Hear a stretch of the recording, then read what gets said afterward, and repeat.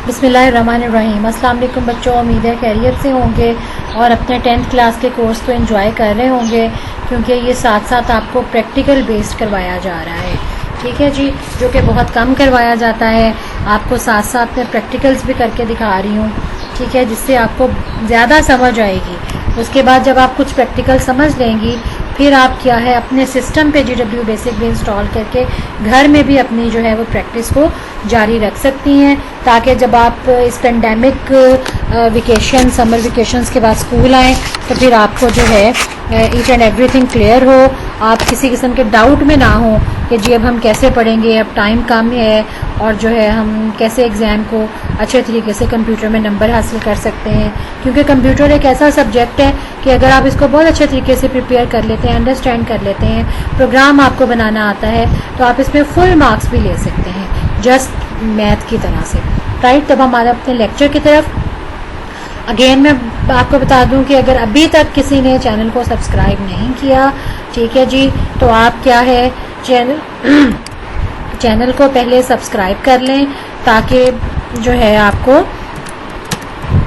हर तरह के लेक्चर जो है बर वक्त मिल सकें। चैनल का नेम क्या है जी? CS by Sam. इसको आप सर्च कर सकते हैं YouTube ओपन करके, ठीक है जी, CS by सैम। इस पर आपको लेक्चर्स मिल जाएंगे, हर क्लास के कंप्यूटर साइंस के लेक्चर मिलेंगे। इसके अलावा आपको जो है और भी बहुत सारी चीज़ें मिलेंगी जब आप इसको सर्च करेंगे, ठीक है जी। It is a multi dimensional channel, right. तो अब हम आते हैं अपने लेक्चर की तरफ। हमने लास्ट लेक्चर में डायरेक्ट और इनडायरेक्ट मोड पढ़े थे, हम उसको थोड़ा सा रिवाइज कर लें कि डायरेक्ट मोड में क्या था कि जैसे ही आप कमांड्स जो है उसको राइट डाउन करके एंटर करते थे तो क्या था, वो एग्जीक्यूट हो जाती थी और आपको रिजल्ट दे देती थी। फिर हमने इनडायरेक्ट मोड पढ़ा, उसमें क्या था कि हम एक से ज़्यादा कमांड्स को लिख सकते हैं।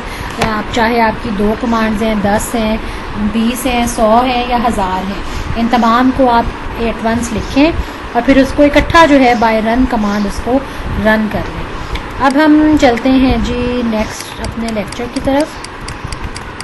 नेक्स्ट आपको ये डेफिनेशंस दी गई हैं GW बेसिक कमांड्स और GW बेसिक स्टेटमेंट्स, ठीक है। यही 2 आपकी कमांड्स और स्टेटमेंट्स हैं जो कि through out the GW basic, through out your book जो है वो आपके काम आएंगी। इन्हीं को आप यूज़ करेंगे और अपने प्रोग्राम्स को जो है वो डिवेल्प करेंगे, राइट। तो अब हम देखते हैं कि what are these. GW basic commands are executable instructions which are operated in direct mode. यानी कमांड्स ऐसी इसमें हैं जो जिसको हम ऐसी इंस्ट्रक्शंस हैं जिनको हम ऑपरेट करते हैं डायरेक्ट मोड के अंदर। जैसे हमने लिखा था ना, print welcome to GW basic या प्रिंट 786/3, तो वो क्या है, वो कमांड है। इनको आप डायरेक्ट मोड में यूज़ कर सकते हैं कि जैसे ही वो यूज़ करते हैं वो एग्जीक्यूट होकर आपको रिजल्ट प्रोवाइड कर देती है। जबकि GW बेसिक स्टेटमेंट्स क्या है, are written as a program and each statement is preceded by a line number. Statements वो हैं जो हम अपने इनडायरेक्ट मोड के अंदर प्रोग्राम बनाते हुए यूज़ करते हैं, लाइक इनपुट स्टेटमेंट, ठीक है जी। इसके अलावा और बहुत सी हैं, वो हम आगे पढ़ेंगे। नेक्स्ट आपका टॉपिक क्या है कि writing a program in GW basic, के प्रोग्राम जो है ये कैसे लिखा जाता है GW बेसिक के अंदर। GW basic provides N IDE integrated development environment. अब देखिए, इंटीग्रेटेड का मतलब होता है एक दूसरे के साथ जुड़ी हुई, एक दूसरे के साथ कनेक्टेड, ठीक है। उसको कैसे हम डिफाइन कर सकते हैं कि ऐसी environment where we can write, edit, save, load and execute the basic programs. यानी ऐसी एनवायरनमेंट जहाँ पे हम ये तमाम काम परफॉर्म कर सकें। कौन कौन से? प्रोग्राम को राइट कर सकें, प्रोग्राम को एडिट कर सकें, प्रोग्राम को सेव कर सकें, प्रोग्राम को लोड कर सकें और प्रोग्राम को एग्जीक्यूट एक ही विंडो के अंदर कर सकें। तो वो आपकी कहलाती है integrated development environment and abbreviated as IDE। Understand? तो ये उसने बता दिया, ये आपको IDE उसने प्रोवाइड भी कर दी। ये नीचे ये शॉर्टकट्स दिए गए हैं, ये लिखा हुआ है ना, 1 list, 2 run, 3 load, 4 save, 5 continue, 6 LPT, 7 Tron, 8 ट्रॉफ, ठीक है जी, 9 की, 0 स्क्रीन, ये आपके हैं शॉर्टकट्स। ये आपको कीज़ का यहाँ पे बताया गया है, ठीक है। ये हम जो है इसमें कीज़ का कैसे बताया है, ये जो F1 है इट मीन्स F1 की, आपके कीबोर्ड पे फंक्शन कीज़ होती हैं ना, F1, F2, F3, F4 so on F12 तक होती हैं। तो उनमें से ये 1 रिप्रेजेंट कर रहा है F1 को, 2 रिप्रेजेंट कर रहा है F2 को, 3 रिप्रेजेंट कर रहा है F3 को, 4 F4 को, 5 F5 को, ठीक है जी। इसका क्या मतलब है कि ये जो लिस्ट वाला फंक्शन है वो F1 प्रेस की करने से आपको जो है सामने नज़र आ जाएगा। रन करने के लिए F2 की यूज़ होती है, एंड लोड करने के लिए प्रोग्राम को F3 की यूज़ होती है, ठीक।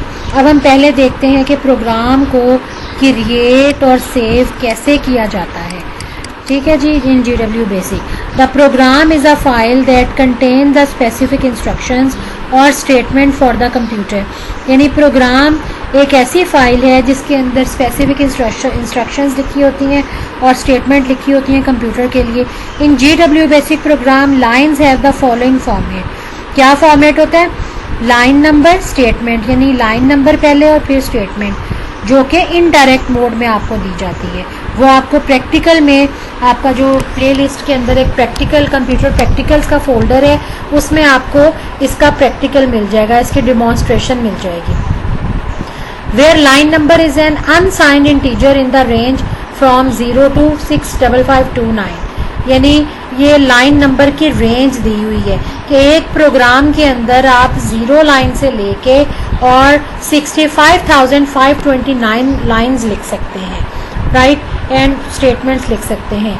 Is any valid GW basic statement. GW basic program line can not have more than 255 characters, और एक लाइन के ऊपर यानी 65,529 तो टोटल लाइन्स है ना आपके प्रोग्राम में, जितनी आपके एक प्रोग्राम में आप लाइन्स लिख सकते हैं, स्टेटमेंट्स लिख सकते हैं। और ये 255 कैरेक्टर्स क्या है कि एक लाइन के ऊपर आप ज़्यादा से ज़्यादा लंबी स्टेटमेंट 255 कैरेक्टर्स की लिख सकते हैं। However there may be more than 1 statement on a line, लेकिन अगर आपकी लाइन छोटी है, एक स्टेटमेंट आपने छोटी सी एक दी है, जैसे प्रिंट हाई लिखा है या प्रिंट हेलो लिखा है, तो आपके पास कैपेसिटी तो है ना 255 कैरेक्टर्स, तो आप एक लाइन के ऊपर ज़्यादा स्टेटमेंट भी दे सकते हैं। कैसे कि इफ़ सो, अगर आप ऐसा चाहते हैं, each must be separated by a colon, यानी आपने अगर एक लाइन लिखी, जैसे हमने फ़र्ज़ करें यहाँ लिखा, ये मैं आपको एग्जांपल देती हूँ, प्रिंट, ठीक है जी, प्रिंट, और आपने लिखा हेलो, ठीक है। अगर आप चाहते हैं कि इसी लाइन के ऊपर आप एक और स्टेटमेंट लिख दें, लाइन नंबर हम पहले लगा लेते हैं, जैसे इसने बताया ये लाइन नंबर 10 है जी हमारी, और ये हमने एक स्टेटमेंट लिखी, फिर उसने कहा ये वाला कॉलन लगा के आप दूसरी स्टेटमेंट भी लिख सकते हैं। यहाँ पे हमने ये कॉलन लगाया, ठीक है जी, ये वाला ये कॉलन लगाया, और फिर हमने इसके ऊपर दूसरी स्टेटमेंट लिख दी, प्रिंट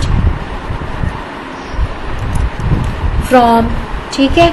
इसको भी डबल कोट्स के अंदर क्लोज कर लें हम, फ्रॉम। अब देखिए हमारे 255 कैरेक्टर अभी भी पूरे नहीं हुए, हम यहाँ पे अगेन कॉलन लगा के तीसरी स्टेटमेंट भी लिख सकते हैं, print double quotes GW basic, ठीक है। अब ये आपको क्या प्रिंट होगा, हेलो,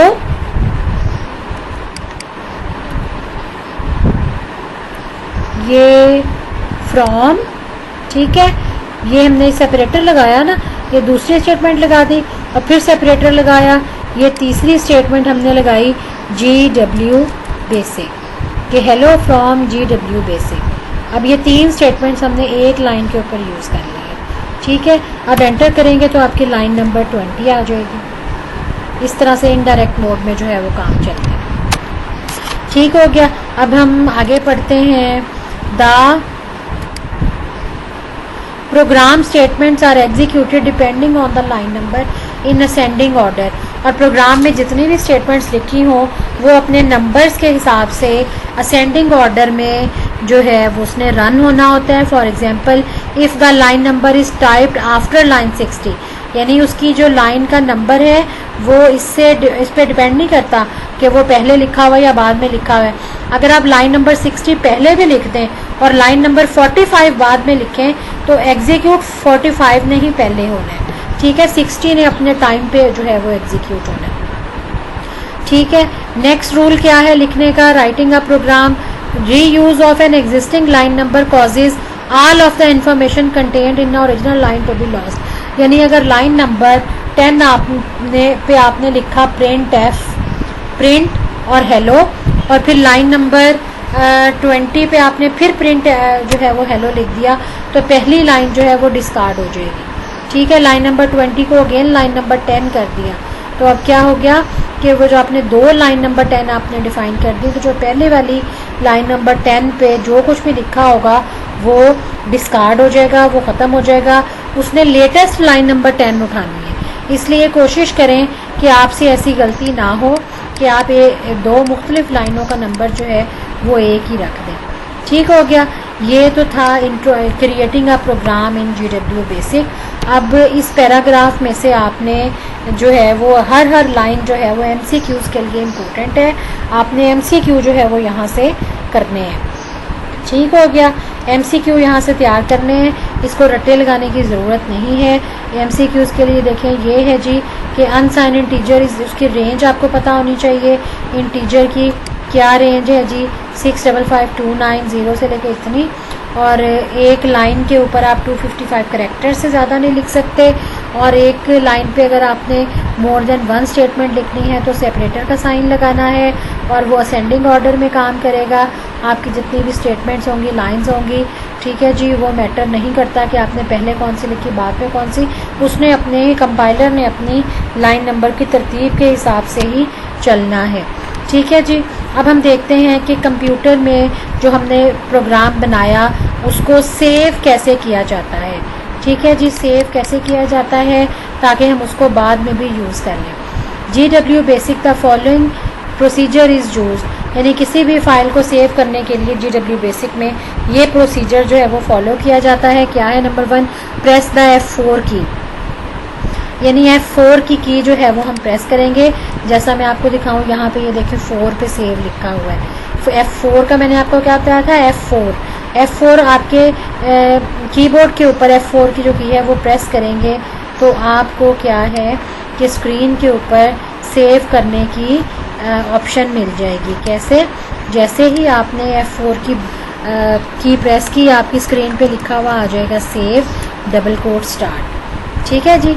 ये वाली स्टेटमेंट आपकी स्क्रीन पे ऑटोमेटिकली आ जाएगी जब आप F4 की प्रेस करेंगे। अच्छा, दूसरी एक बात, ये बहुत इंपॉर्टेंट नुकता है, सम टाइम कीबोर्ड्स के बटन्स ख़राब हुए हुए होते हैं, तो क्या है F4 काम नहीं करता या F3 काम नहीं करता GW बेसिक में, तो आप क्या करें, ज़रूरी नहीं है कि F4 से ही प्रेस करें तो सेव की ऑप्शन आए, आप उसको खुद से कीबोर्ड से टाइप भी कर सकते हैं, ऐसे सेव डबल कोट स्टार्ट, ठीक है जी। टाइप कर लें कीबोर्ड से। फिर उसने कहा, क्या कहा, type a valid name in quotes for the program, कि आपने फाइल का जो नाम रखना है वो एक वैलिड नेम रखें। ऊपर हमने पढ़ा कि वेरिएबल नेम को रखने के क्या क्या तरीके हैं, ठीक है जी, क्या क्या रूल्स हैं। उन रूल्स को फॉलो करते हुए हम जो है वो फाइल का नाम रखेंगे। और क्या है, फाइल का नाम डबल कोट्स में रखना है। यहाँ हम रख लेते हैं फर्स्ट फाइल, ठीक है, फर्स्ट फाइल। ये हमने, ये जो उसने लिखा प्रोग्राम का नाम टाइप कर लिया और कोट जो है वो डबल कोट क्लोज कर दिया, ठीक है जी। और इसके साथ आपने GW बेसिक ज़रूर लिखना है, .BAS किसकी एक्सटेंशन है, GW बेसिक के प्रोग्राम की एक्सटेंशन है, ठीक है। इसको आपने ज़रूर जो है वो साथ टाइप करके डबल कोट क्लोज कर देने हैं and then press the enter button की। The file is saved under the specified name. जब आप एंटर की यहाँ रख के एंटर की प्रेस करेंगे तो क्या आ जाएगा, आपको ओके का मैसेज आ जाएगा और आप जो है इस तरीके से फ़ाइल को सेव कर सकते हैं। उसका नाम क्या सेव होगा, ये फर्स्ट फाइल, और .BAS क्या है, उसकी एक्सटेंशन है। इससे उसको पता चलेगा कि ये जो है वो बेसिक की फ़ाइल बनाई है, GW बेसिक के अंदर फाइल जो है वो बनाई गई है। अच्छा जी, यहाँ हमने प्रोग्राम सेव करना सीखा। इसका जो प्रैक्टिकल है प्रोग्राम को सेव करने का, वो आपको कंप्यूटर प्रैक्टिकल के पोर्शन में प्लेलिस्ट में मिल जाएगा। ठीक है जी, वहाँ जाके आप इसका प्रैक्टिकल देख लें। ये थ्योरी का इसका लेक्चर है, ये आपको 10th कंप्यूटर साइंस के फोल्डर में या प्लेलिस्ट में मिल जाएगा। अब नेक्स्ट हम इसका नेक्स्ट प्रैक्टिकल और नेक्स्ट, ये बच्चों आपने याद रखना है कि मैं साथ साथ आपको थ्योरी के साथ साथ आपको प्रैक्टिकल भी सिखा रही हूँ। ठीक है, ताकि आपको ज़्यादा बेहतर तरीके से समझ आए। राइट, तो अगर अभी अगेन मैं आपसे कहूँगी, अगर अभी तक आपने चैनल को सब्सक्राइब नहीं किया तो आप क्या करें कि चैनल CS by सैम को सर्च करें यूट्यूब के अंदर, और उस पर आप देखें, कंफर्म करें कि ये वही लेक्चर्स वाला जो है चैनल है। फिर आप उसको सब्सक्राइब कर दें और बेल आइकन पर क्लिक करें। नेक्स्ट लेक्चर तक के लिए अल्लाह हाफिज़।